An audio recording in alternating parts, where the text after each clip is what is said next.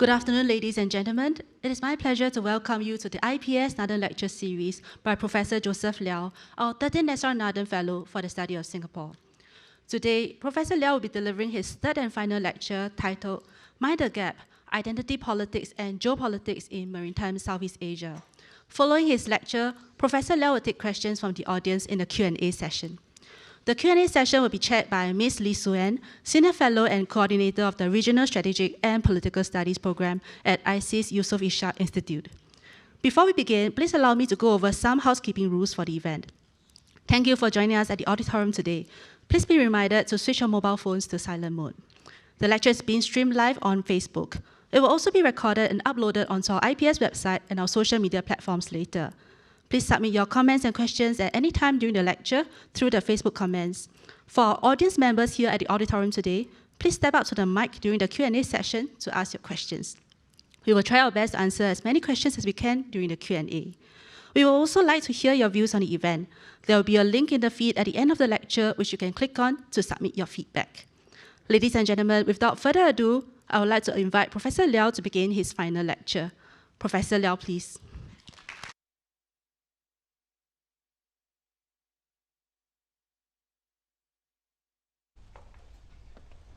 Thank you. Good afternoon, everyone. I don't know whether it's a good or bad omen, but I realized my shoe broke this afternoon as I was coming up here. So we will see how it turns out. So thank you very much for bringing the elements to join me for this last lecture. It's been a wonderful experience, and I hope for those of you who attended the previous lectures that you found it useful. And today I want to share some thoughts on this topic of identity politics and geopolitics in maritime Southeast Asia. And I would like to actually begin by sharing a conversation I had fairly recently, a couple of months ago, with a friend of mine who is a senior retired foreign policy official from Singapore. We were having drinks. We were talking about a number of things, and I mentioned to him that, oh, by the way, I've been invited to speak as this IPS-Nathan Fellowship. And one thing that I am thinking of talking about is US-China relations and some of the big challenges confronting Singapore. So this friend of mine responded by saying that yes, those are very important topics, but at the same time, we really should take care not to lose sight of what is happening in our immediate neighborhood.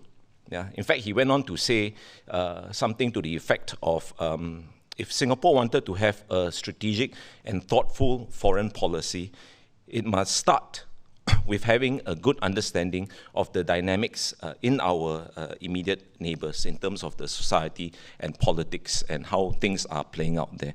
Yeah, and as I reflected on that conversation, I thought it was an important reminder that even as Singapore rightly should constantly widen our aperture and globalize our outlook, we also need to develop a sharper sense of our surround, to understand our neighborhood and to be cognitively anchored in it.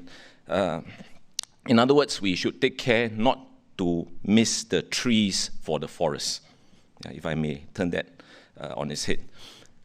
So in my first two lectures, I unpacked some major geopolitical trends that are affecting the region and Singapore. First, of course, the US-China relationship. Then the state of the global order and where I thought it might be headed.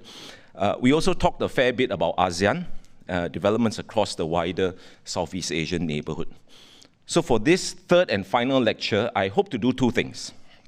First, I want to bring the discussion closer to home, to the sub-region in which Singapore is firmly rooted, not only geographically, but culturally, economically, and strategically as well. What I'm referring to is what we call maritime Southeast Asia, which we can also loosely call the Malay-Javanese world or archipelago, or in local parlance, Nusantara. By analogy, I suppose, if we think about the wider Southeast Asian region as the first two numbers of our postal code, then the maritime domain is essentially the last four numbers of our postal code, if you know how our postal codes work. So to be more specific, I will primarily be talking about Indonesia and Malaysia today, our two closest neighbors. And because I have spent a significant chunk of my career studying their society and politics, hopefully I will have something intelligent to say about them. Second, I want to speak about them in the context of this nexus between geopolitics and identity politics. Now, in many respects, our neighbors are in the same geopolitical boat as we are, right? They too are buffeted by the currents of great power competition. They are perturbed at how the global order appears to be fraying. And they have been concerned about the ability of ASEAN to corral together a cohesive strategic outlook. But at the same time, they have their own unique domestic context and socio-political conditions that shape how their governments and societies respond to geopolitical events. Chief among these conditions and contexts, I would argue, is the nature of identity politics in these two countries and how they have unfolded over time. In this regard, two events that have brought this nexus between geopolitics and identity politics into much sharper relief in maritime Southeast Asia recently are, first, the current situation in Palestine, by which I do not just mean the Israel-Hamas war, but the wider historical dynamics surrounding it. And second, the cultural dimensions and impact of China's rise on ethnic Chinese communities in the Malay-Javanese world. As you can see, I have picked two very easy topics this afternoon. Now, these are, of course, jokes aside, sensitive topics, but the reality is that they are posing challenges to states and societies in maritime Southeast Asia, whether we like it or not. And for this reason, I firmly believe it is imperative to at least attempt to understand the context surrounding how and why these events are having the effect that they do. But before I plunge into the deep end, let me first take a step back with some framing questions for us to consider. What is identity politics? Why choose it as a means of getting at the issues at hand? And how does it relate to geopolitics? Now, at first glance, identity politics may seem a somewhat broad, protean, catch-all term. But in essence, we can say that it relates first and foremost to a range of political activities undertaken by groups that share common identity traits.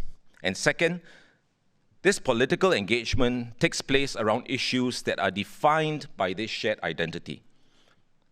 Identity politics also tends to involve intangible, or what some might call extra-economic factors, such as culture, race, and religion, even though, to be more precise about it, it also has a political economy in terms of how identity, contestations, and conflict actually find material expression over allocation of resources, availability of opportunities, and quests for political power. Now, issues of identity involve a wide range of social phenomena, such as gender, class, minorities, immigration, and so on and so forth. The list can really just go on. And needless to say, each and every one of these are very complex in and of themselves. But my interest today is not really on identity politics per se, but how, why, and where they interact and intersect with geopolitics. As such, I will limit my discussion to issues of ethnicity and religion. Why do I choose to focus on these identity markers and not others? Not because I think that they are more important, but rather because they have been core themes in the process of state formation in maritime Southeast Asia for a long time. Not to mention the political contestations that have accompanied these processes. Therein lies the convergence of identity politics and geopolitics. Maritime Southeast Asia, as we all know, has a very rich kaleidoscopic ethnic, cultural, religious, and linguistic landscape. It goes without saying that this diversity and pluralism has been a source of pride and strength for the peoples and societies of the region. Indeed, the ethnic and cultural identities that maritime Southeast Asia celebrates today have very much been the product of this diversity and pluralism. But at the same time, The great strength of diversity can also paradoxically be a source of vulnerability, if not weakness, when they take the form of identity politics. That is to say, the interpretation, organization, and mobilization of group interests defined in accordance with these identities in opposition to threats to them, which usually arise from other identity groups. And often this happens at the expense of much needed compromise. Under such circumstances, diversity quickly becomes difference, which, left unchecked, give rise to fault lines that raise political stakes, intensify contestations, and ultimately undermine cohesion within societies. Those of us familiar with Southeast Asian history, indeed with our own history here in Singapore, know that this is not an abstract hypothesis. We have seen this unfold all too often in the real world.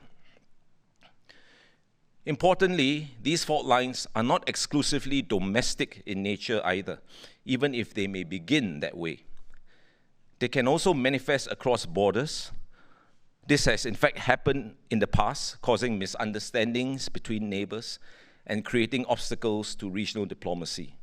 Indeed, one reason why unity is so important for Southeast Asia and for ASEAN is precisely because of the shadow of identity politics, which makes unity so elusive and, when painstakingly established, so difficult to maintain. So how precisely might identity politics shape geopolitics? I can think of three ways, although there are probably more. The first, and arguably most fundamental, identity politics can influence the foreign policy of a government. This should be pretty self-explanatory, and it is very much in evidence in the world around us today. This influence occurs when a government prioritizes the interests of a particular identity group in its crafting of foreign policy or pursuit of relations with other countries, or when it allows issues of identity to determine official positions on any given issue that surfaces in the international arena. The most vivid expression of this, I suppose, is populism, and we are seeing more and more of it happening in the world today, where governments surrender thoughtful, strategic policy making at the altar of the uncompromisingly narrow interests of pressure groups. Second, countries can coalesce around issues of identity, be it culture, language, religion, or shared history, to define and advance shared interests. This can take the form of formal interstate organizations such as the OIC, the Nordic Council, the Arab League, perhaps even ASEAN with its social cultural pillar of the ASEAN community.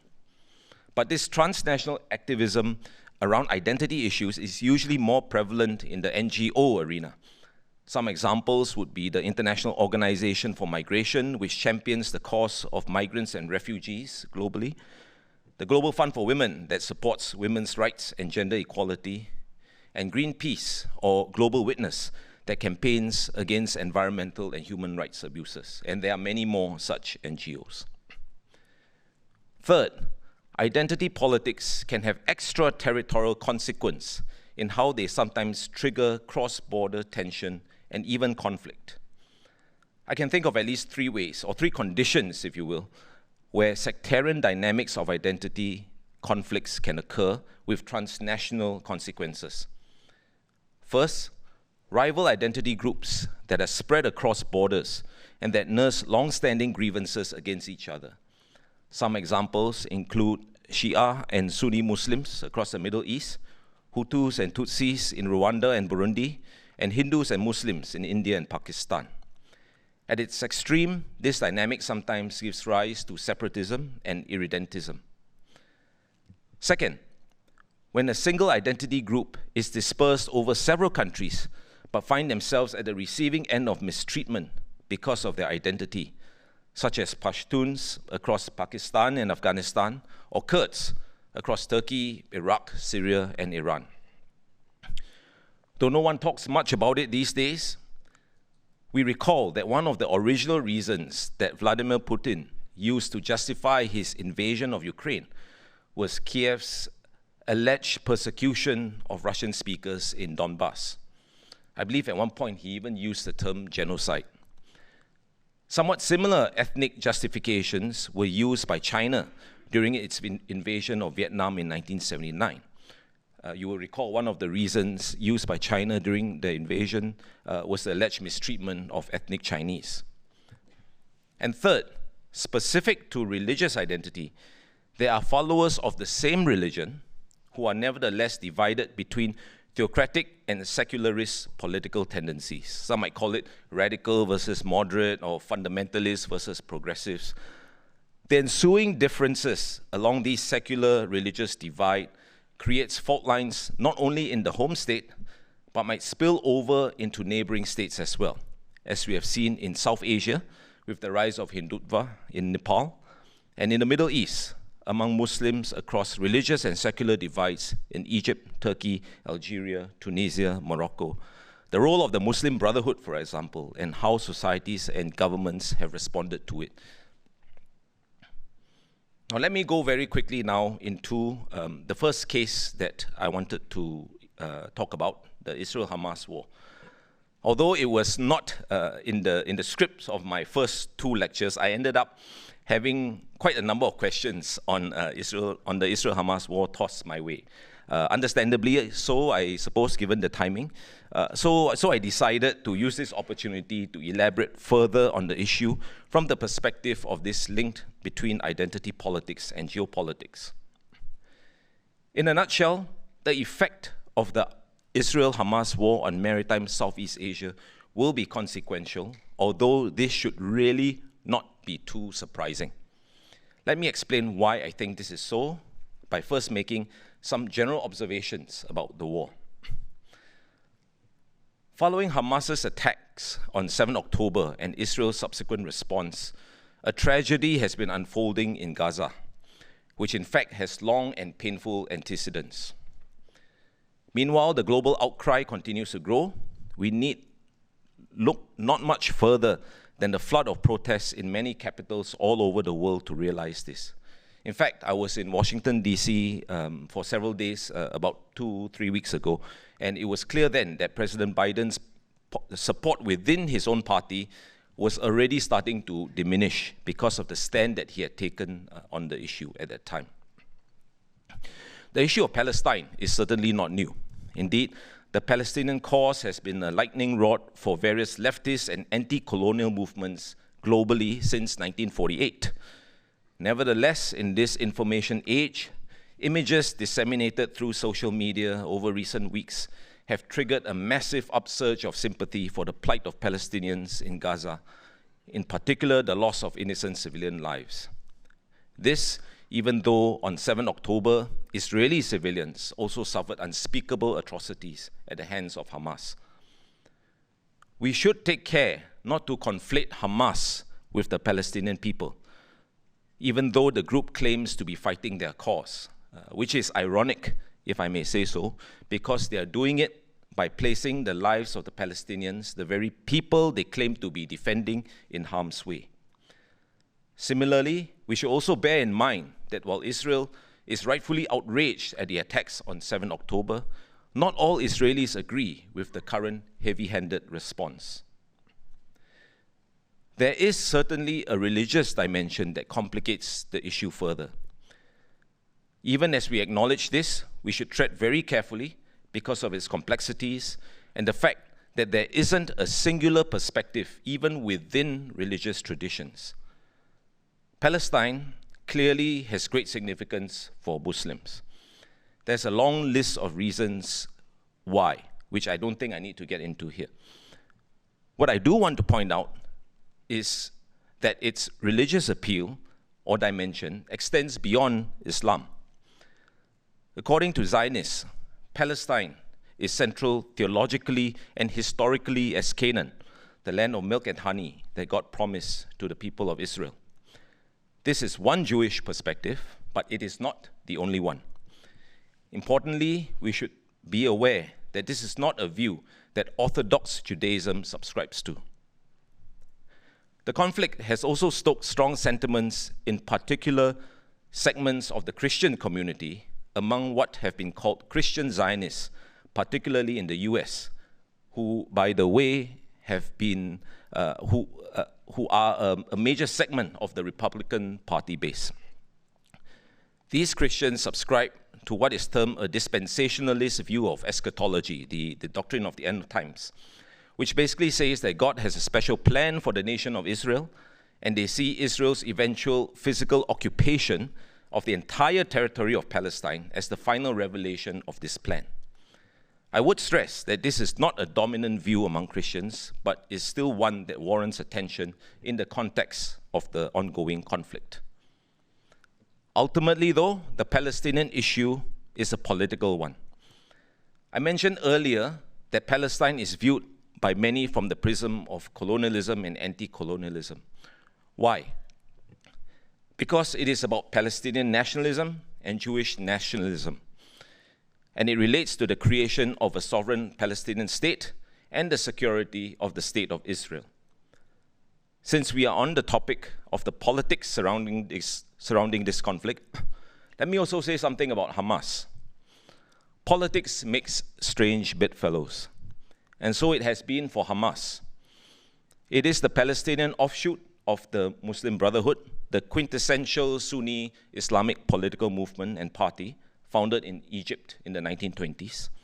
Yet Hamas has been in alliance with Iran, whose adherence to Shia Islam stands at odds with Hamas's Sunni disposition. It appears then that, at least in this instance, political objectives trump doctrinal beliefs. Lest we forget, for a good 10 years or so, Hamas and Iran stood at opposite ends of the Syrian conflict. It was not until last year that Hamas restored ties with the regime of Bashar al-Assad. My point is that whatever else Hamas's agenda is, it is also avowedly political. And this is not unlike Zionists in the Jewish community or dispensationalists in the Christian community, who, as I suggested earlier, are also consumed by territorial objectives cast as religious narratives. Nor is it difficult to envisage how Hamas's actions on 7 October followed a geopolitical logic. Hamas would have been concerned that its agenda was being overshadowed by shifts on the Middle Eastern geopolitical chessboard as interest in the Palestinian cause among Arab states waned. By this token, its brutal attack on Israeli civilians, to which Hamas would have calculated will provoke an overreaction from a weakened coalition in Tel Aviv, was a desperate effort to return the Palestinian issue to the top of the regional agenda while halting rapprochement between Arab states and Israel. Finally, the conflict bears on the larger strategic context of America's bandwidth for global commitments. Setting aside Europe for the moment, there are two other regions in the world where the US plays an instrumental role as a balancer, offshore balancer, or a balancer, to hold a strategic equilibrium in place: the Middle East and the Asia-Pacific, or the Indo-Pacific, of which Southeast Asia is a part. It should be no surprise then to find that concerns about American resolve are a permanent fixture in all discussions on regional architecture in these regions.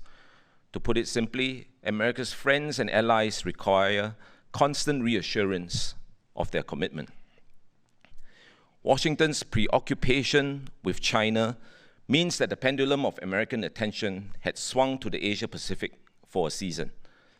The outbreak of armed conflict in Palestine, which is likely to be a long-drawn affair, will require the US to refocus some effort and resources to the Middle East as it seeks to prevent the conflict from expanding regionally, preserve painstaking diplomatic efforts by Israel and Arab neighbors to improve their relationships, and map out realistic post-conflict scenarios for Gaza. How the US allocates its finite resources, and with a presidential election looming, will be carefully watched, particularly if the Middle East crisis grows more acute. Now, closer to home, the situation in Palestine has presented yet another challenge for ASEAN. ASEAN foreign ministers released a statement on 20th October expressing concern for escalation and calling for an end to the violence, the creation of humanitarian corridors, and importantly, protection of ASEAN citizens caught in the middle of the conflict. The Thais, as you can imagine, are particularly perturbed by this. Among ASEAN member states, Indonesia and Malaysia have by far been the most vocal. The Palestinian cause has long animated Muslims in Southeast Asia, but especially in these two countries. Both issued strong statements calling for an end to hostilities and expressed unequivocal solidarity with the Palestinians. Neither mentioned Hamas or the 7 October attacks in their statements, focusing instead on Palestine and the plight of its people. Now, the responses of Malaysia and Indonesia to Hamas have been interesting. In Malaysia, the Prime Minister has not only been very vocal with his personal views in support of Hamas, but also very open about the Malaysian government's recognition of the group that has been designated by the US, UK, EU, Saudi Arabia, and several others as a terrorist organization. Malaysia also hosts the Palestinian Cultural Organization, which is widely believed to serve as something of a diplomatic outpost for Hamas. In comparison, the Indonesian political leadership has been somewhat more muted about Hamas, although large numbers of NGOs, much like their Malaysian counterparts, have been quite open in their support. The head of religious affairs of NU, the largest Islamic organization in Indonesia, in the world probably, Ahmad Farurozi, or Gus Farir, as he's known, has gone on record to say, quote, Hamas is against Israel's tyranny because Israel continues to occupy and seize Palestinian land. If there is no Hamas, Israel will become even more hostile to the Palestinians, unquote. Another religious leader, Dadang Kamat of Muhammadiyah, the second largest Islamic organization in Indonesia, said, quote, Palestine has been colonized by Israel for 75 years. The colonized people have the right to fight to liberate their country from colonization. Hamas is the freedom fighter, the pejuang of Palestine, of Palestinian land. So the October 7 event was part of the Palestinian independence struggle, unquote. Malaysia has repeatedly called for peace negotiations and the creation of an independent state of Palestine based on pre-1967 borders, with East Jerusalem as its capital. Since its independence, which conferred it membership in the international community, Malaysia has been actively campaigning for international support for Palestine, not just through the government, but a host of Malaysian Muslim NGOs as well. The straight-talking former Prime Minister Mahathir Mohamad was a particularly vocal champion of the Palestinian cause, to the point of being labeled an anti-Semite, a label that incidentally he proudly wears as a badge of honor. While Malaysian leaders have been supportive of Palestine since at least 1948, it was Mahathir who had always argued, controversially yet unapologetically, that any use of force by Palestinians was not an act of terrorism to be condemned, but an act of defiance to be celebrated. Other Malaysian leaders have openly aligned themselves with the Palestinian cause as well. Former Prime Minister Najib Razak was one of the first leaders to visit Gaza after Hamas took over the government of the territory in 2007, following elections a year earlier. He also hosted then Hamas leader Khalid Mashal in KL. Anwar Ibrahim has also been a vocal champion of the Palestinian cause since his student leader days in Abim in the early 1970s, and has emerged as arguably the most vocal global leader in opposition to Israel's ongoing actions in Gaza. In fact, a Malaysian friend I was chatting with last week about Palestine enthused that the old Anwar is back. If Malaysia's support for Islamic resistance in Palestine has historically focused on the Islamic part, in Indonesia's case, it has been more about the resistance part. Jakarta has long approached the issue of Palestine through its self-ascribed role as a champion of anti-colonialism, dating back to the days of the Sukarnoist old established forces versus new emerging forces. Sounds like a new Marvel superhero series. Some might recall that Indonesia blocked Israel from participating in the Afro-Asian Conference in 1955, and again in 1962 for the Asian Games, both of which Jakarta hosted. I thought these were interesting in light of what happened earlier this year when Indonesia lost hosting rights to the Under-20 Football World Cup following a rather bizarre turn of events that began with local Indonesian authorities publicly announcing that they would not welcome the Israeli national team in their stadiums. While Indonesia maintained its position of non-recognition of Israel and supported the two-state solution during the Suharto years, because of the growing importance of its strategic relationship with the US, the new order took a more pragmatic approach and was less vocal on the issue. This changed noticeably with the resurgence of Islamic civil society activism after the collapse of the new order. Numerous Muslim groups now vocally advocate for Palestine and criticize Israel. This is evident from the protests that have been taking place across the archipelago in recent weeks, organized by various Islamic groups. Having said that, what is striking is also the interfaith character of some of these protests, which have involved leaders and followers of other religious faiths.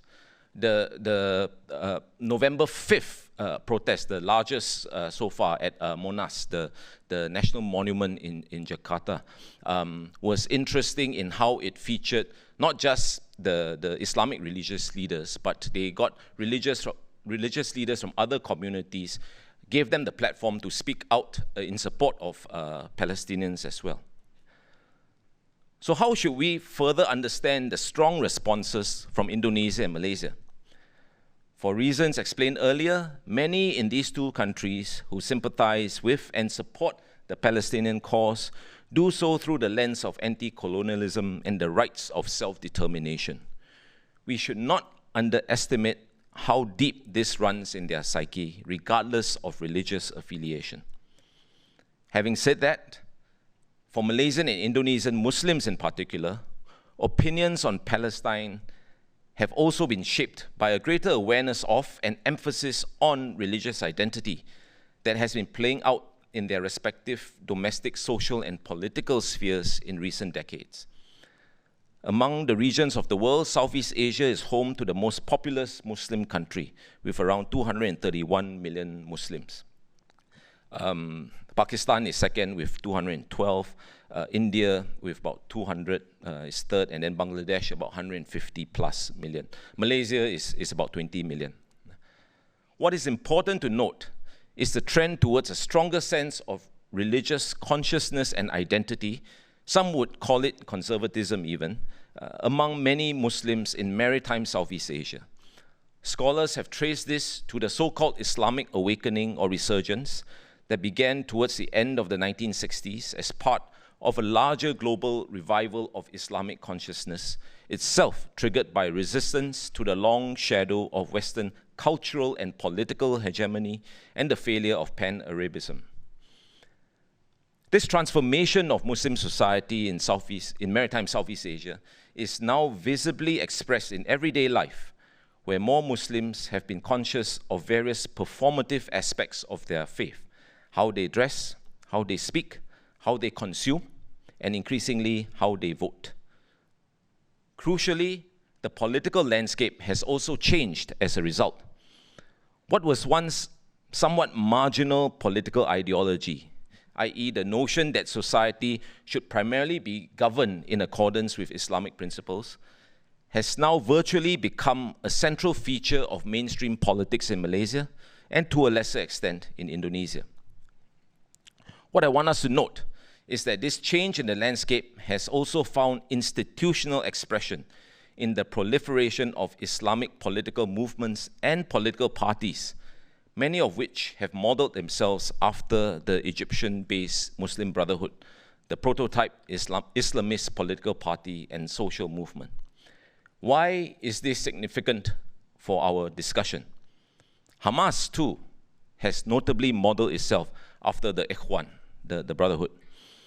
This is not to suggest that Islamic political parties in Indonesia and Malaysia will engage in the kind of violence that Hamas did, but it does perhaps explain how and why some Islamic parties and movements in the region have ties with Hamas and identify with Hamas.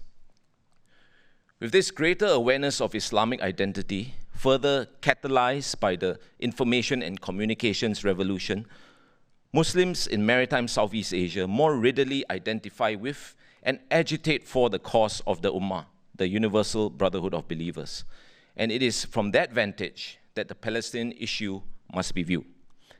Capturing this mood is a comment by Indonesian Foreign Minister Retno Marsudi, who recently said, quote, "The Palestinian cause is the main reason for the OIC's existence," unquote. Referring to the situation in Gaza, Anwar Ibrahim has also recently said, quote, "The Muslim Ummah is challenged and tested, hence we must show our firmness," unquote. It is in this regard that the metaphor of defending the faith, which appears frequently, both explicitly and implicitly in narratives surrounding Muslim political activism in Indonesia and Malaysia, takes on substantive meaning and practical urgency. For instance, the largest pro-Palestine protests in Indonesia, I mentioned earlier, held on 5th November at Monas, was organized by this organization called KIBBM, Koalisi Indonesia Bela Baitul Maqdis, Indonesian Coalition in Defense of Al-Aqsa and Jerusalem. So what does defending the faith mean in the context of the Palestinian cause today? And how will it manifest in relation to identity politics in these two maritime Southeast Asian states? Let me make three observations. First, it is about defending the people. It casts protests as an expression of religiosity, piety, and importantly, affinity with co-religionists. It is about identifying with the Ummah and the struggles that they encounter. Flowing from this, it is, second, about defending the cause. It is about political activism directed at perceived historical and present injustices, drawing on a long history that has seen religious nationalism, in this case Islamic nationalism, serve as a cause around which sentiments are rallied. And third, it is about politics, or more specifically, a means through which the legitimacy of political leaders can be bolstered with the expression of religious credentials. Let me say a bit more about this final point. As a Muslim-majority country, Indonesia has a strong tradition of constitutional neutrality and social inclusiveness when it comes to religion, despite the efforts of some groups to call for a more prominent role for Sharia. Much of this has to do with how Islamic political activism was controlled during Suharto's New Order regime. Correspondingly, the demise of the New Order paved the way for the mobilization of Islamic identity by many groups in the service of their political interests. Although these groups have been thriving in the democratic system of the post-Suharto era, some of them have paradoxically seized upon the opportunities that political openness has presented to disseminate intolerance, ethnocentrism, and anti-pluralism, often in the name of religion, much of it directed at ethnic Chinese Indonesians, but also in opposition to democracy, which they criticize as a secular product of the decadent West. The politicization of religious identity is also playing out in Malaysia today, where in fact I would argue the situation has an even larger fraying effect for at least three reasons. First, unlike the expressed neutrality of the Indonesian constitution on Islam, in Malaysia, it is enshrined as the religion of the Federation, albeit with the accompanying provisions of freedom of religion, Article 11. Second, race and ethnicity in Malaysia, in Malay Malaysia, are imbricated with the Islamic religion such that legally and constitutionally, to be Malay is ipso facto to be Muslim. And third, this imbrication generates dynamics that take place in a political context where legitimacy is defined by the need to reinforce the quote-unquote lordship, ketuanan, of one ethnic religious group over others. Consequently, whether in Indonesia or Malaysia, those seeking political power find themselves having to appeal to growing religiosity, which they often do by articulating positions and pursuing policies through which they can brandish their religious credentials. In this manner, the politicization of religious identity then converges onto the recurring motif of defending the faith. Needless to say, this presupposes faith under assault, ergo the need and urgency to defend it. For those who subscribe to such a view, standing up for the Palestinian cause does not require a giant cognitive leap of any measure, nor, for that matter, does casting a suspicious eye on non-Muslim minorities in their own domestic arena. So on that note, let me switch now to my second case study for the day. If I can have a drink first.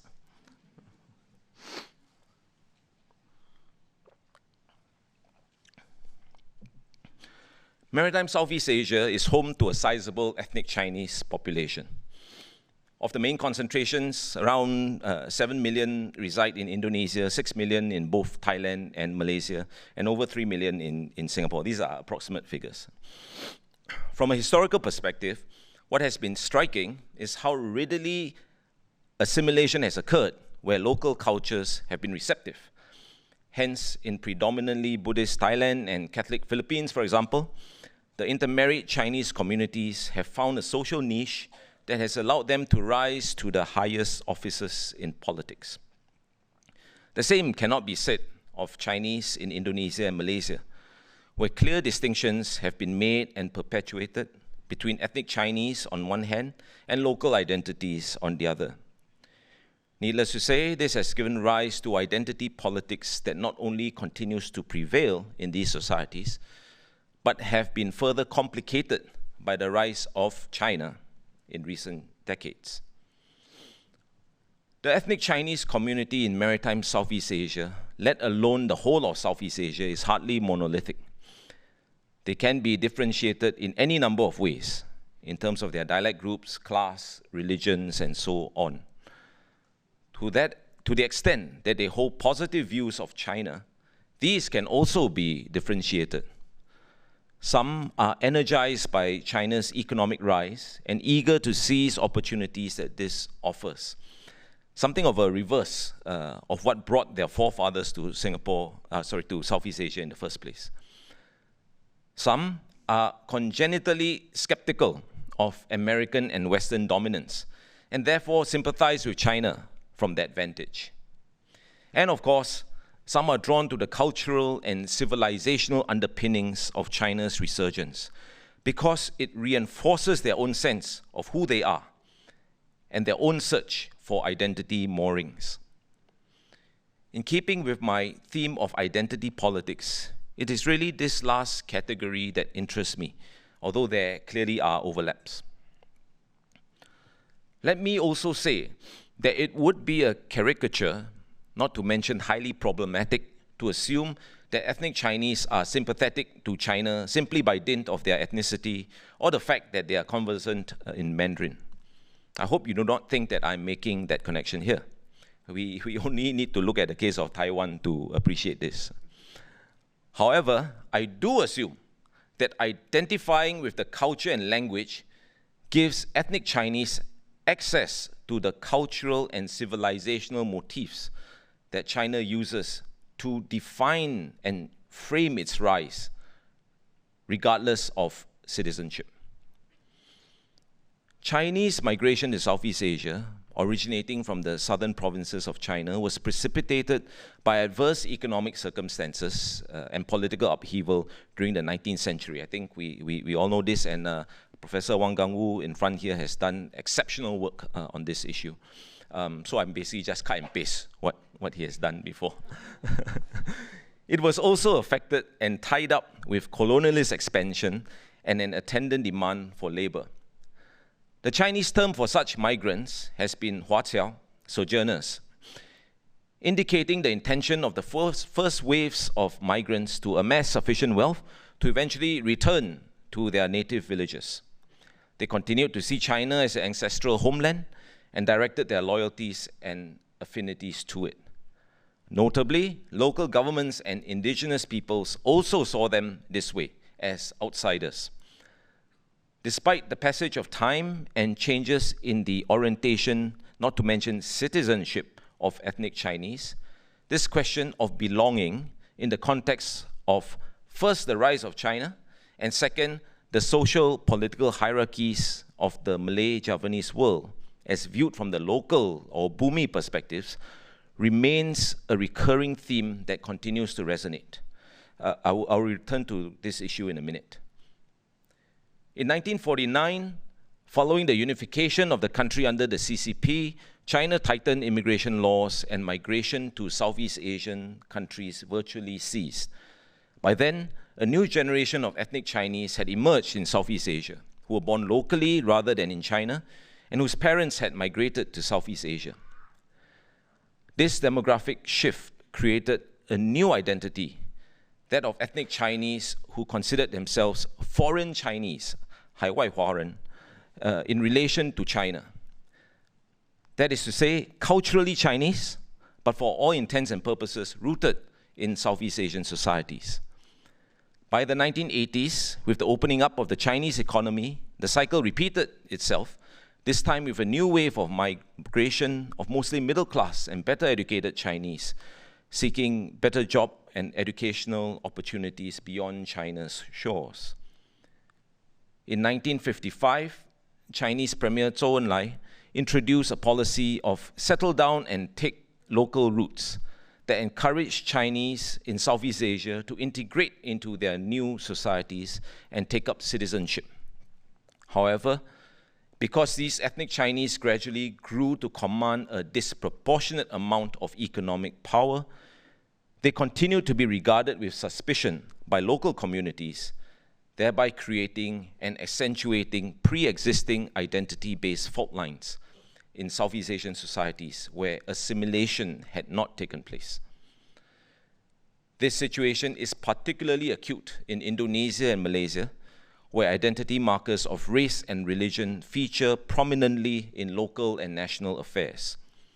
At its worst, it has given rise to a politics of scapegoating, which has been particularly divisive, such as when ethnic Chinese were blamed for economic troubles in Indonesia during the Asian financial crisis, or when they were accused of plotting to introduce a quote-unquote Christian state in Malaysia, whatever that means. Against this backdrop of strained inter-ethnic relations, there has been something of a re-Sinicization taking place among Southeast Asian ethnic Chinese communities, characterized by an awakening of their Chineseness via efforts to revive and reaffirm their cultural heritage. Permit me to share 3 observations how this has come about. First, in Indonesia at least, this has been enabled by a weakening of institutional suppression of Chinese cultural identity. Not unlike the resurgence of Islamic activism we discussed earlier, the collapse of the New Order regime paved the way for ethnic Chinese in Indonesia to reassert cultural practices that had been hitherto suppressed by the state for more than 3 decades. Second, and this is an important one, cultural identity and history form an essential part of the narrative of the rise of China and the great rejuvenation of the Chinese nation. Under President Xi Jinping, that grand narrative promotes a Chinese civilization or nation where Chinese citizens, regardless of where they are in the world, work together for the Chinese dream, because they are sons and daughters of China. These are bits and pieces of speeches that he has made.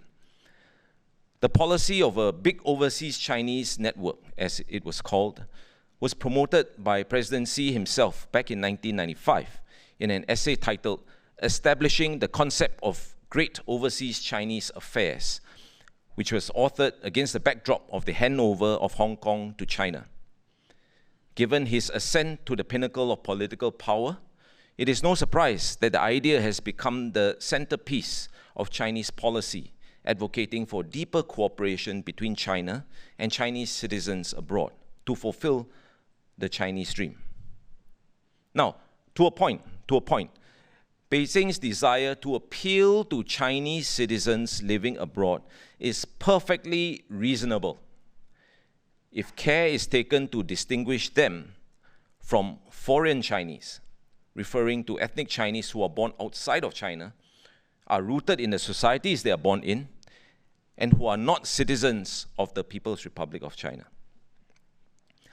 The problem, however, is that this distinction between diasporic Chinese and ethnic Chinese, or overseas Chinese and foreign Chinese, is, in my opinion, sometimes obfuscated, particularly after the turn of the century, when the concept of returning to one's original roots, 落叶归根, urging ethnic Chinese to reorientate back towards their roots in China, started to gain traction in China's application of this narrative. Things are further complicated by the fact that implicit in all this is the desire to appeal to the ethnic allegiances of Taiwanese towards the objective of reunification. To illustrate something of this confusion, note the following comments of Shi Yusheng, Director of the Overseas Chinese Affairs Office of the State Council. I quote him here. Overseas Chinese are Chinese citizens who have settled abroad. Chinese foreign nationals, in the usual sense, refers to former Chinese citizens who have acquired a foreign nationality as well as their descendants. Overseas Chinese and Chinese foreign nationals are usually inseparably combined in overseas Chinese affairs work. And overseas Chinese and Chinese foreign nationals are collectively referred to as overseas Chinese compatriots, unquote. Which leads me to a third observation. The waters do get murky when narratives of culture and civilization, or more specifically, the superiority of Chinese culture and civilization, are parlayed to undergird the rise of the modern Chinese nation-state as a global power. President Xi Jinping himself proclaimed as much at the 2014 World Friendship Conference of Overseas Chinese Associations. Let me quote him here. The united and unified Chinese nationality is the common root of all Chinese people at home and abroad.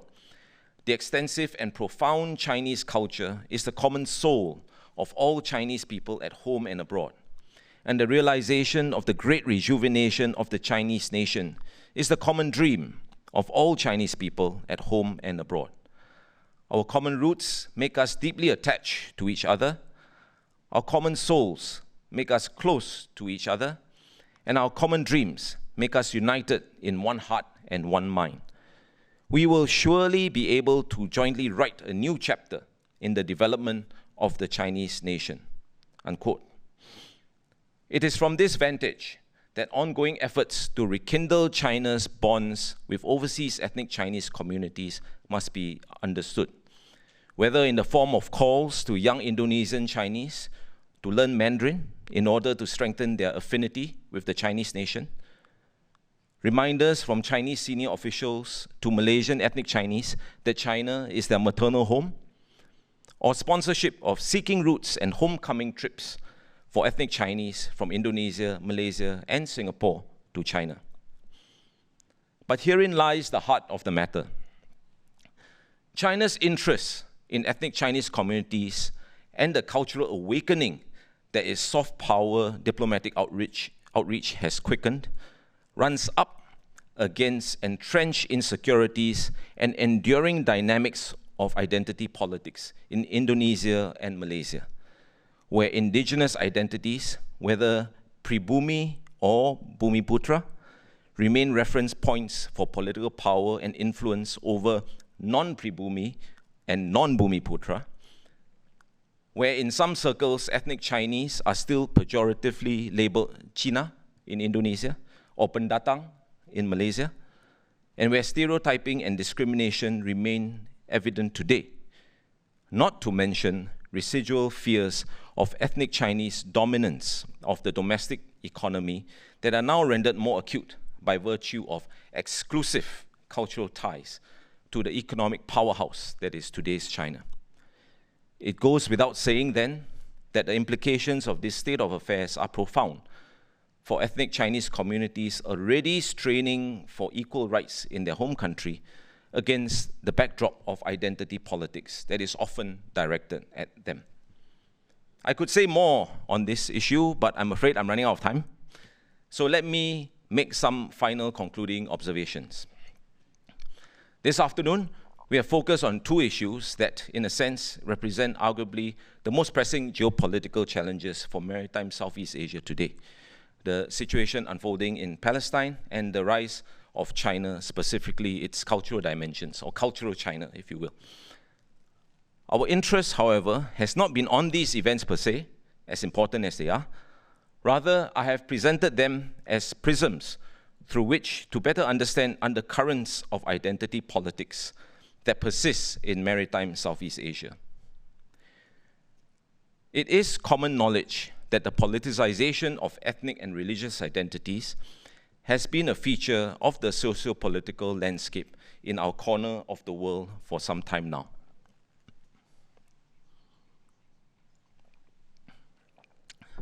They have brought geopolitical events of today into sharper relief. How Indonesia and Malaysia have reacted to the tragic retelling of the Palestinian tale currently underway has much to do with how religious identities in their own countries have been reinforced and politicized in recent decades. Meanwhile, touching on another vector of identity politics in the Malay-Javanese world, the rise of China has further complicated long-standing dilemmas of the cultural identity and political positioning of ethnic Chinese, Indonesians, and Malaysians in their home countries. Needless to say, these are complex, controversial issues of a sensitive nature.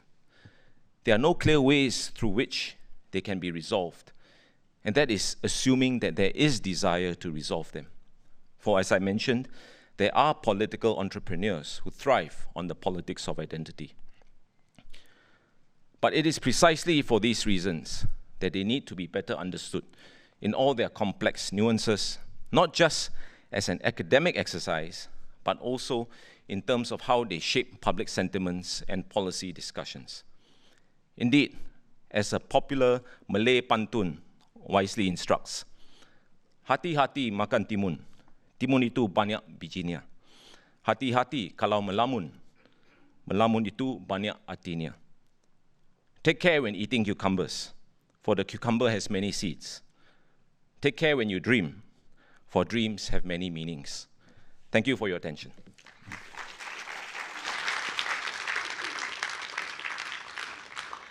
Thank you, Professor Liow. For those watching the lecture on Facebook, please submit your comments and questions through the Facebook comment box. For our audience members here, please step up to the mic to ask your questions. May I now invite Ms. Lee Su-en, Senior Fellow and Coordinator of the Regional Strategic and Political Studies Program at ISIS Yusof Ishak Institute, to start the Q&A session.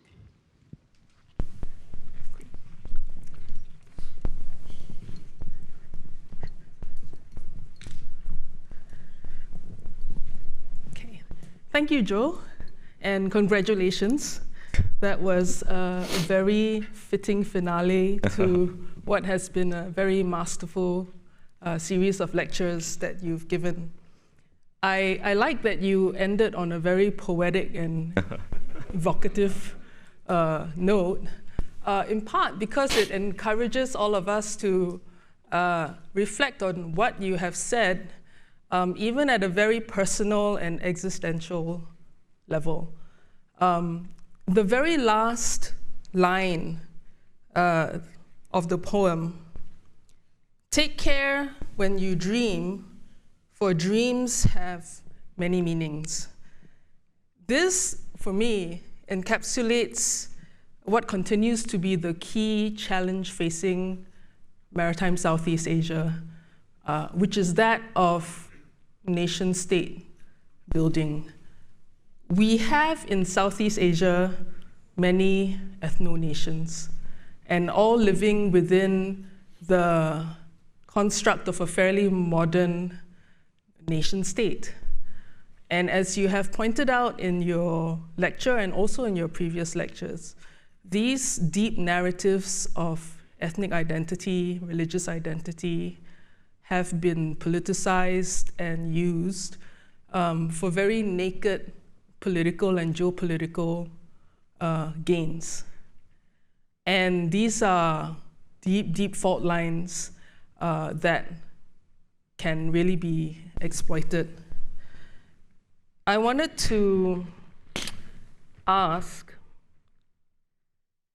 whether, in the context of today's heightened geopolitical competition and the fact that we are seeing the revitalization of ideological narratives, the battle for hearts and minds, whether you are concerned about the state of the nation-state building project in maritime Southeast Asia. Do you worry about the sectarian tensions really coming to a head? And is there a constructive way forward in terms of navigating the fault lines and reestablishing some sort of unity or consensus going forward? Thanks. Thanks, Sue. So that's another lecture. Very big question, but very important questions. But let me just quickly respond to it. I think yes and no. Yes, in the sense that if you look at the region today and you consider how far practically every country in the region has come, it was barely 50 years ago where we were so deep in the throes of instability and even revolt and revolution, right, in Southeast Asia. Those of you who work on Southeast Asian history, you know that 50 years ago the region was called a region in revolt. Yeah, there's a reason why we were called a region in revolt. And then you fast forward and you look at how far the region has come. It really is commendable and impressive. And as an aside, we're not going to talk about ASEAN today, but ASEAN had a lot to do with that. But having said that, I think a lot of the fault lines are still there, right? And if you look at you asked about maritime Southeast Asia. If you look at maritime Southeast Asia, and primarily if you look at Singapore, Indonesia, and Malaysia, I thought these three countries represent a very interesting spread in terms of the nation-building models that we have. In Singapore, we, warts and all in terms of our efforts, we have tried to build a country, a national identity based on what scholars call civic nationalism, right? I.e., national identity predicated on values, shared values, that people, regardless of language, race, or religion, can share, right? On the other extreme, you have Malaysia, which I think there is quite clear that nationalism in Malaysia is very much predicated on ethnic nationalism, right? The fact that one ethnic group is to dominate. Create space for the other ethnic groups, no doubt, but make no mistake about it, one ethnic group dominates. And then you have Indonesia, which very interestingly is in the middle. It is the largest, it is the most diverse, and because of that diversity, those of you who know in the 1920s when Indonesian nationalism birthed the PNI, the Nationalist Party of Indonesia led by Sukarno, Muhammad Hatta, a conscious decision then was made to eschew ethnic and linguistic base to Indonesian nationalism and to try to create a civic nationalism. Yeah? And so Indonesia tried that, but for large parts of its history, it had to deal with the centrifugal forces, right, of its very diverse ethnic landscape. Yeah? And as I alluded to in my lecture, I think the ethnic Chinese in particular, to various degrees at various points in time of Indonesian histories, was subject to that, yeah, the kind of identity politics. So in Indonesia, there was always that tension. So you see in these three countries, three very different models. But where it gets complicated is when you look at the three countries and you consider that culturally it forms a unit, right? It forms a unit in terms of shared culture, shared history.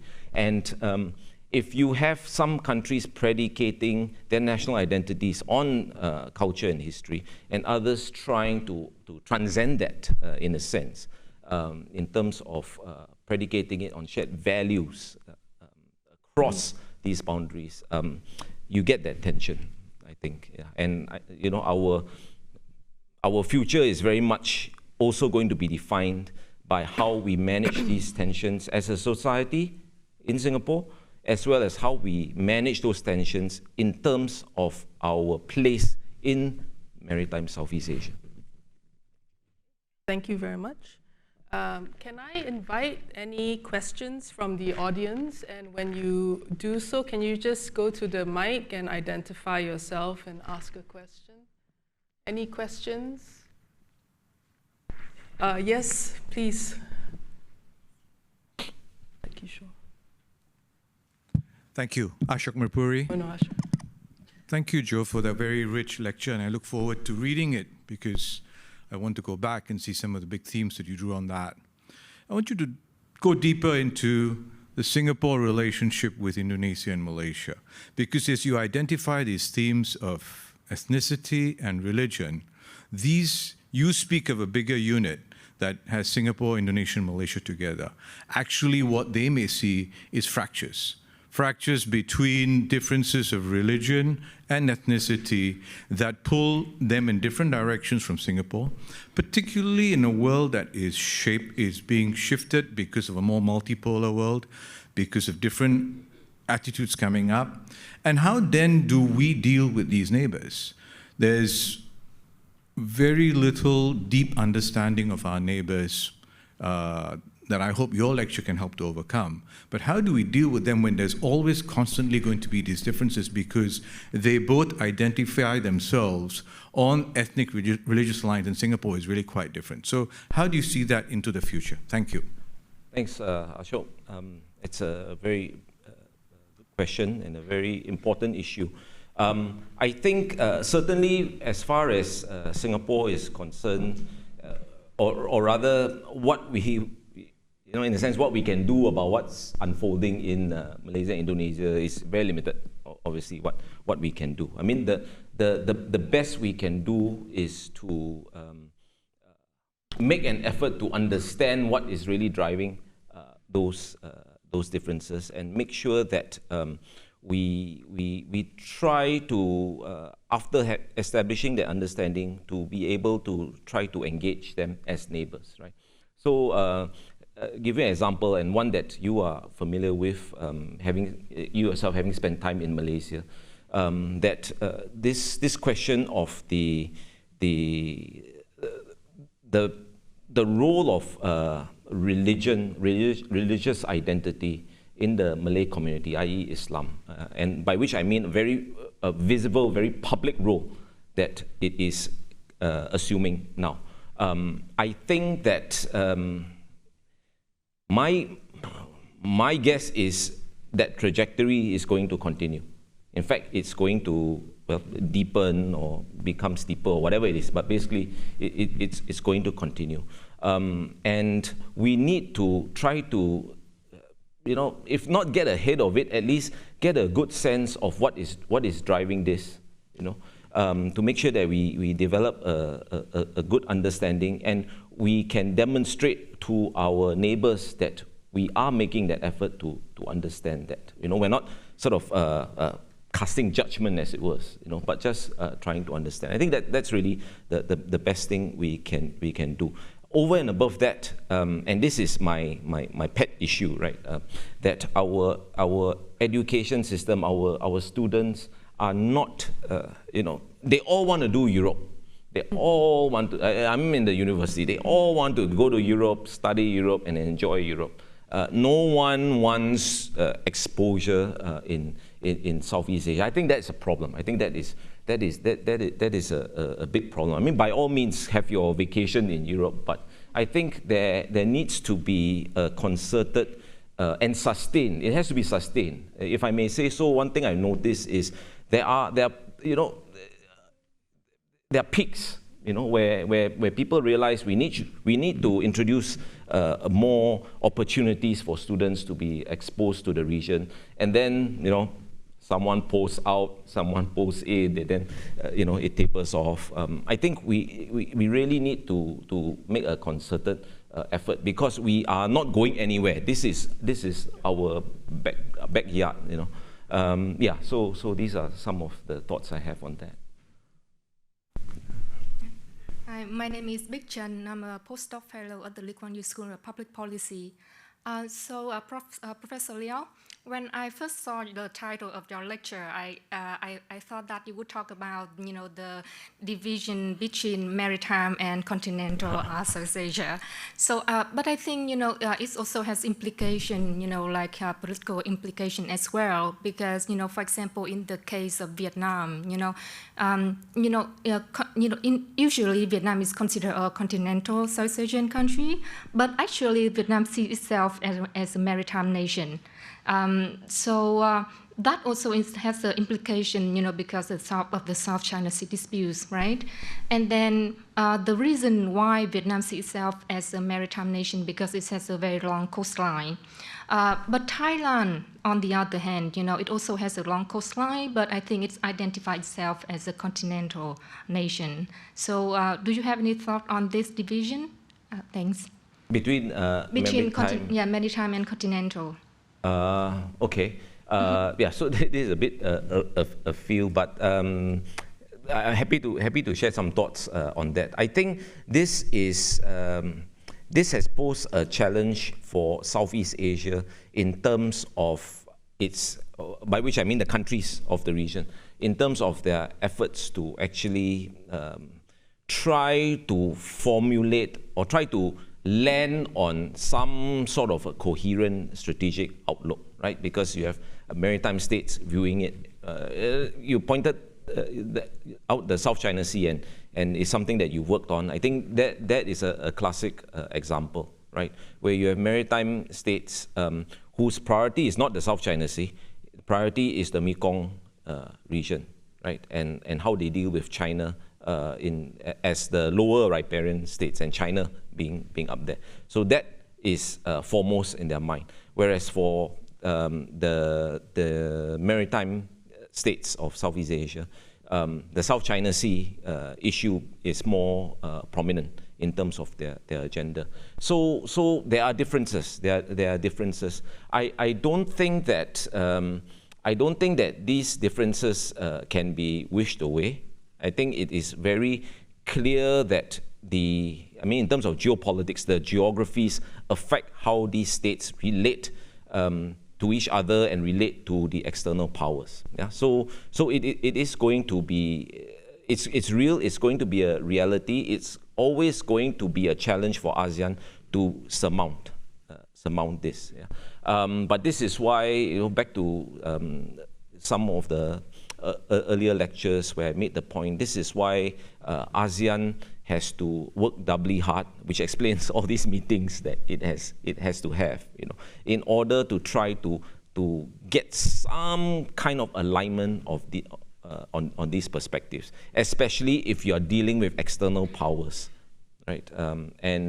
It's not easy, but we don't have any other choice. We have to work together. We have to try to get all Southeast Asian states to see that whether mainland or continental, in certain respects, we are all in the same boat. We're all facing the same kind of challenges. Question up there. these questions. Hi, good afternoon. Thank you, Professor Liow, for your good lecture. My name is Ming Son. I'm your research assistant. But the one thing that I, as a Vietnamese national living in Singapore, working here, as an inadvertent sort of student of Singapore foreign policy, because I'm just living so near folks around here, I wanted to ask a question, might be a bit dicey. What do you think are the upper limits of Singapore's foreign policy when it comes to key special relationships with Indonesia and Malaysia? The one thing that I feel is that Singapore always feels frustrated by the fact of its geography. It's always hemmed in by the unmovable facts of its terrain. It has a good, proactive, very well-equipped and educated diplomacy, but it always has to be concerned with the vulnerability that it cannot always escape. And I've sort of read through certain chapters of Singapore's foreign policy, and we feel that it does try its best to espouse a very principled approach to non-interference, interests of small states, international law. But are there areas where it cannot cross when it comes to Indonesia or Malaysia? Perhaps we might think of Singapore's principal opposition to Vietnam's occupation of Cambodia is one thing, but what is the reaction to the Indonesian actions in Timor-Leste, for example, or East Timor? So what do you think are the limits when it comes to Singapore foreign policy, when it comes to these states? Thank you. Wow, okay. Yeah, you and I have to have a word after this session. Okay, but jokes aside, that's a very important question. I think that there are certain key principles which you yourself had articulated as you asked the questions, that it's very important for Singapore on principle, but even more important in terms of our relationships with our neighbors. The thing about being neighbors is that the temptation and not even temptation, the issues that surface have a high chance of, having that trans-border effect, right? I mean, the haze, for example, yeah, or illegal migration, whatever it is, yeah. I mean, that's always a challenge. So the fine line for Singapore is to make sure that when these principles that we make very clear so first and foremost, you have to make that very clear to your neighbors, so that when they are transgressed, you can point out that we've made this clear and it's been transgressed, right? So that's first and foremost. But second, I think in terms of our diplomacy, my understanding is that Singapore has tried to, when there are issues, when these principles are transgressed by the neighbors, and we have to take a stand. It's not immediately evident, at least to me, that you have to be very visible and very vocal about it, right? You use other channels to try to put the message across. And this is something, and if I may, ASEAN has always been criticized for skirting tricky issues. From what I know, it's not a question of ASEAN skirting tricky issues. Very often, ASEAN members try to discuss these issues in various ways, shapes, or form, right? It's just that we don't want to put it out there, right? Because if you put it out there, you put certain countries, or the countries, you shine spotlight on certain countries that may not be helpful in the larger scheme of things in terms of trying to foster the relationship. So I think that is another feature of how we have dealt with these issues. I think in terms of the upper limits, like I said, I think as far as our foreign policy, or as far as our leaders are concerned, we've made it very clear what are the principles on which Singapore foreign policy rests. Yeah, and those are non-negotiable. Yeah, but as neighbors, you always have to talk about, you cut your tree, the leaves fall on my side, and this sort of stuff, right? You have to deal with this. It's a definition of being neighbors. And a final point about the sort of frustration. I don't know, but my own view is I don't get the sense that we are sort of frustrated about being where we are. We know where we are, yeah. And it's just a question of making sure that we are not constrained and confined by that geographical reality. We're not escaping that reality, but we should not let that reality define us. Yeah, I think that's a very important thing that we need to bear in mind. Let me turn to some questions that came in online, and actually there is a very common thread across all of them. They have to do with Singapore's response to the Israel-Hamas conflict. So Kaisin asks, you've spoken at length about Indonesia and Malaysia and how they have reacted to the Israel-Hamas war and China's influence. What does this mean for Singapore's multicultural, multi-religious society? And if I were to extrapolate from that, clearly, when you talk about the very powerful ethnic narratives, religious narratives that vie for our sense of identity and loyalty, while Muslims in Singapore also have reacted to the Israel-Hamas war. And this is something that Gabriel Lim has also highlighted in his question. He thanks you for the lecture.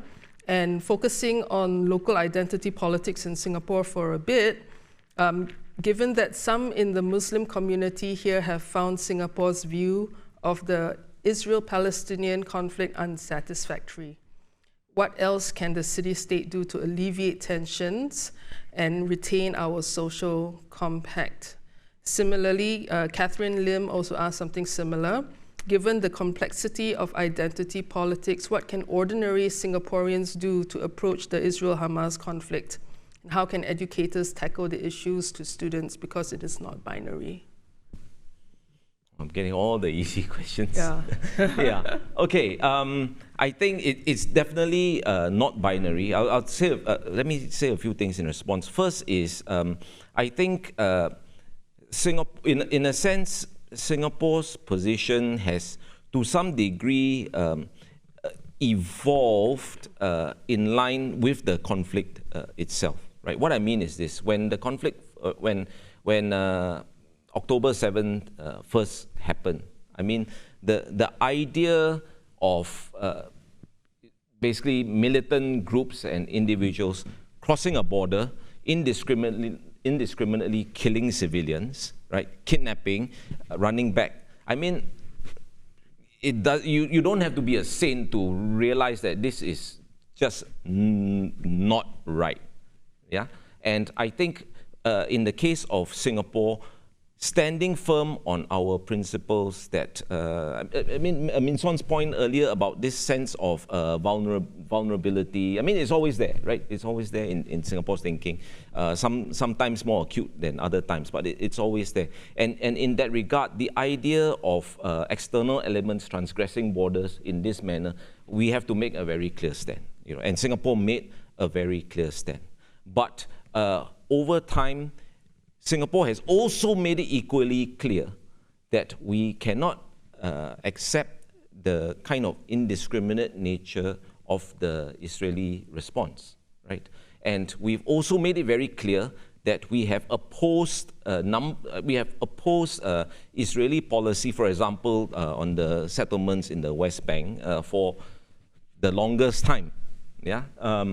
But unfortunately, this event, I mean, the situation now is so emotive that sometimes people are either not willing or unable to take a step back and view it in the larger context, which is why in my lecture I deliberately thought that we should take a step back. Yeah. I think it's also about more engagement of the population. I think we have reached a point where, and I mentioned this in my, if I may refer to my first lecture again, we can no longer assume that foreign policy making and decision making in foreign policy is straightforward. The people who are empowered to make those decisions decide, and then life goes on. I think those days are over. I think we have a more discerning population that have access to different viewpoints, and is incumbent on the people making the decisions, not only to be sure about the decisions that they make, but to be able to communicate those decisions and relate it back to Singapore's interests. To be able to define clearly what Singapore's interests are at a point in time and to relate it back. And I think it's something that a lot of them are already doing, and it's going to be the reality going forward. We saw this with relations with China when there were problems. We saw this with Russia, Ukraine. We see this now with Palestine. Tomorrow there'll be something. There'll be something, and the day after that, there'll be something. So it's a tough job being a diplomat. There are a few retired diplomats here. I think it's a tough job, and tough job being a political leader. But that's the nature of society today, with the inundated with information, a more discerning and discriminating population. It's just a different landscape altogether.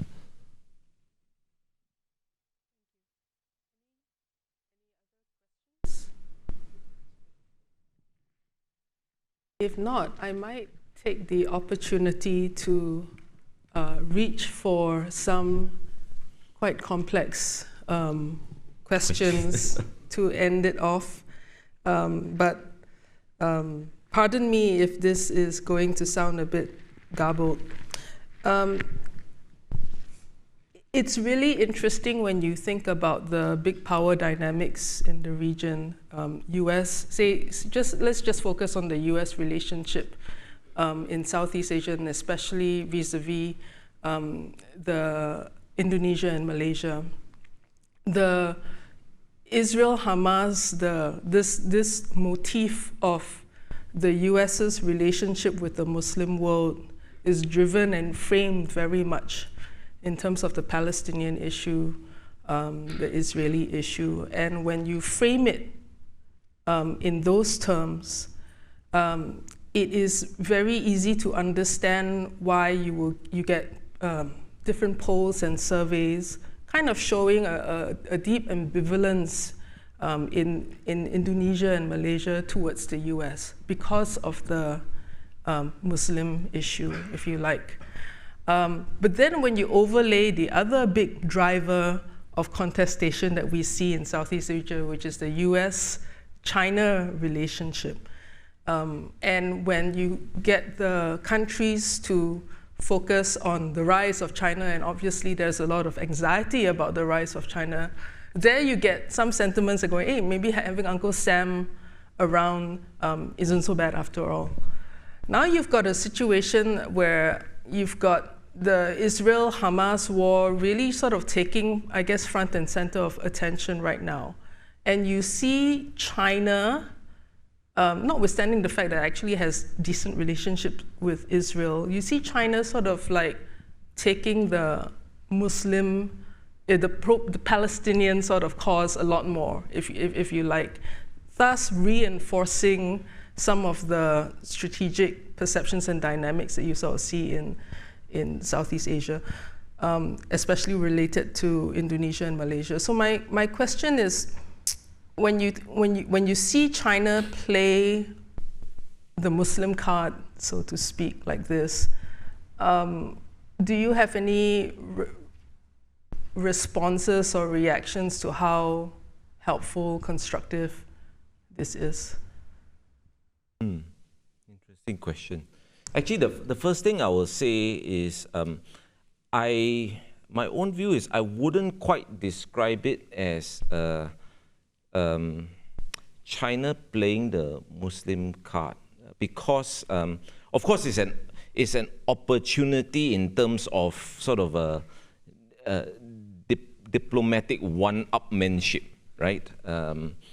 But having said that, I think we need to remember that China, for a long time, by which I mean 1949, or even before that, has been very sympathetic to the Palestinian cause as part of this whole anti-colonial, anti-West, non-aligned movement kind of sentiment, right?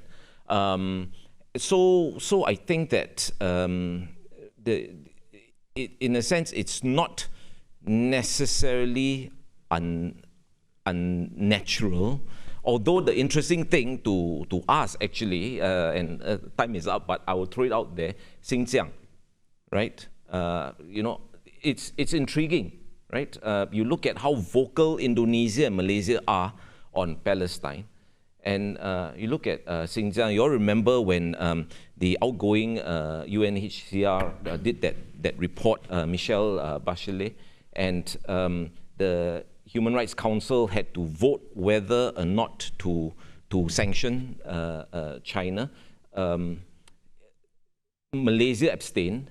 In fact, a large number of, not just Malaysia, Indonesia, a large number of Muslim countries, Muslim majority countries, either abstained or voted no.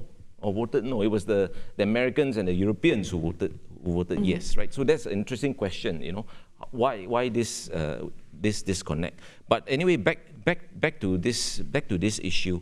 I think that because of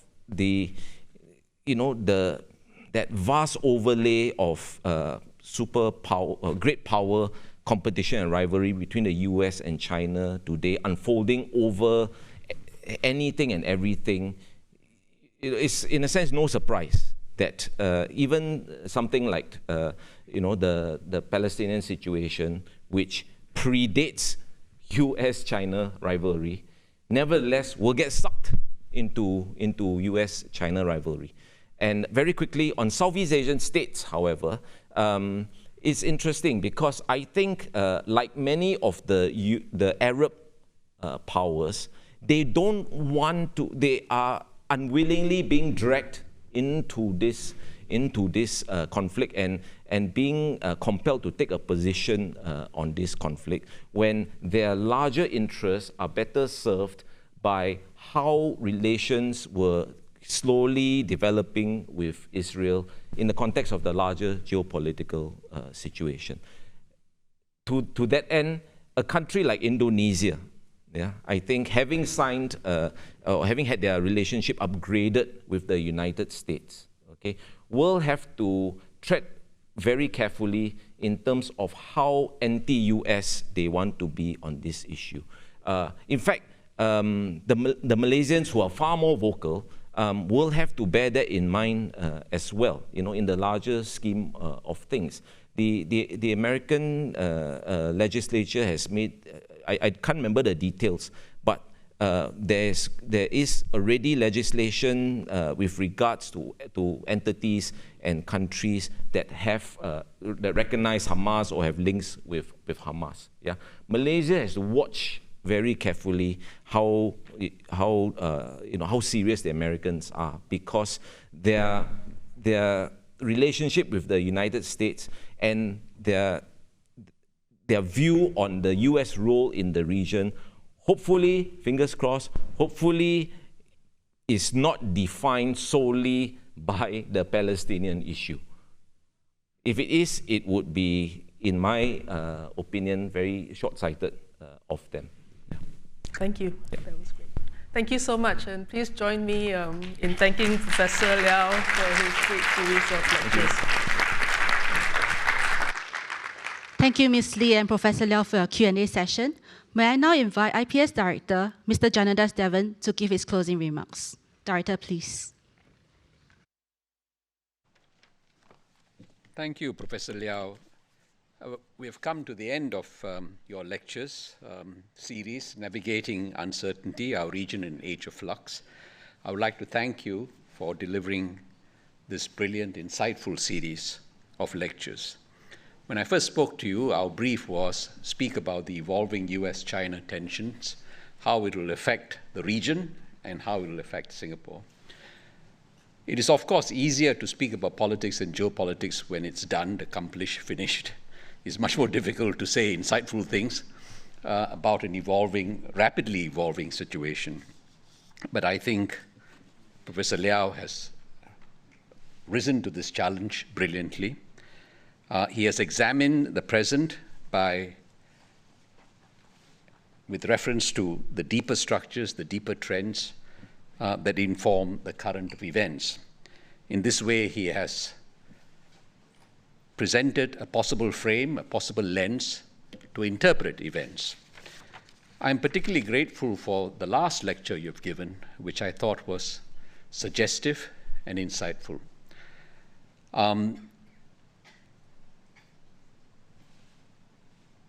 Identity reminded us that identity and identity politics can cross, turn, interrupt, distort politics as well as geopolitics. You've reminded us that identity can persist for a very long time and can recur in surprising new ways, as your quotations from Chinese officials suggest. And you also, I think, remind us that we in Singapore are not immune. For me personally, I took your lecture to suggest or to remind us that being Singaporean or becoming Singaporean is not a matter of subtraction, but of addition, not a matter of becoming less, but more, not a matter of contraction, but expansion, not a matter of reducing your soul to a singularity, identity politics, but of expanding it by sympathy and acceptance. So I thank you for the series of lectures, and especially thank you for the last. This is I lost count, it's only been 9 years, but I think this is the 13th IPS-Nathan lectures. We began in 2009, I think, or 2008. I'd like to thank everyone who's been involved in this year's IPS-Nathan lectures, including Kai-Sin, and your moderators, Simon Tay, the first, Barry Desker, the second, and now Lee Suan, and of course, Professor Liow yourself. I should remind you that your duties as the 13th IPS-Nathan lectures are not over. You are supposed to convert them into a book, as the previous Nathan lecture, Professor Wang Ganggu has done. And we are launching his book next week. President Tharman will grace the occasion. And he's here, by the way. And Professor Liow is going to be succeeded next semester by Tan Chong Meng, who will speak about, hopefully, the economic dimension of what you spoke about today. And then by Lily Kong, president of SMU, after that. I'm not quite sure what she's going to talk about, but I told her the title of the lecture that I would prefer is The Idea of the University. So thank you very much all for joining us, and thank you again, Professor Liow.